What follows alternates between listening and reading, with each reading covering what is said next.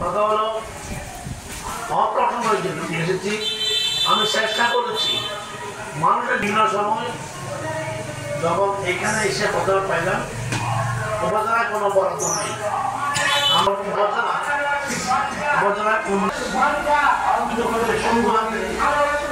এমন এমন রাস্তা আছে বলতে এখনো এমন কাঁচা রাস্তা বলছে রাস্তা আছে সেগুলোতে পায়ে হাঁটার মতো উপযোগী না।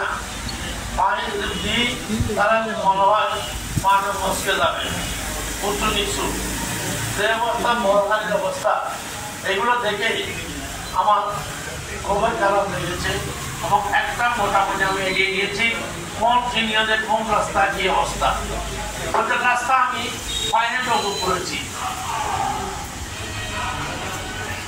আমি অল্প দিন দেখলাম মহাখালীতে মানুষের জন্য বিনোদনের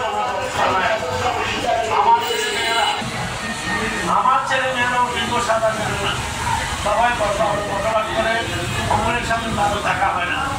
একটা সুযোগের জন্য আমি বর্ষা চালালাম, একটা হয়েছে এবং একটা শিশু পার্কের জন্য আমি চেষ্টা করে শিশু পার্কের পাঠন করা হয়েছে।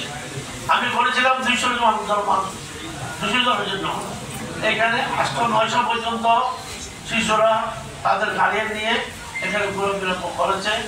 এটা দেখেছি, এটা দেখে আমার মনে হয়েছে এখানে যে শিশু পার্কের যে ডিমান্ড আমার মনে হয় বর্তমান যারা শিশু পার্ক আছে তার অন্তত পক্ষে 4 গুণ শিশু পার্ক দরকার। সেই জন্য শিশু পার্ককে আরো বড় করার জন্য সেটার পাশাপাশি আপাতত ওয়াকের করে আমি সাজাই, তাহলে যদি মানুষ বসার জন্য করে দিতে পারি তাহলে এই সাইড থেকে যে ওয়াক হবে মানুষ জন্য কিছু কাজ করা যাবে। সেই জন্য আমি চাই তাহলে আমি এগুলোকে বাস্তবায়ন।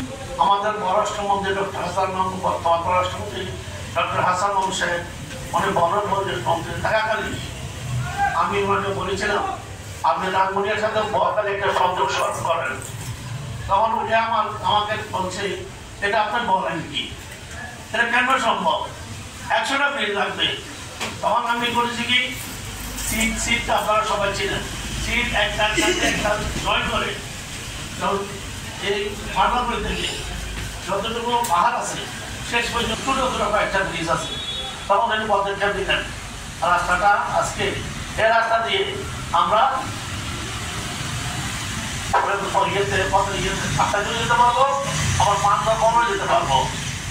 এই যে একটা নতুন প্রসারী কাজ হয়েছে এটা আমাদের ভবিষ্যৎ প্রজন্মের জন্য।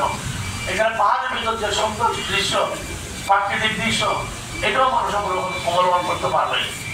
আমাদের দক্ষিণ চট্টগ্রামে কোনো কুয়াশার পানি নেই, অত পানির যথেষ্ট ডিমান্ড আছে।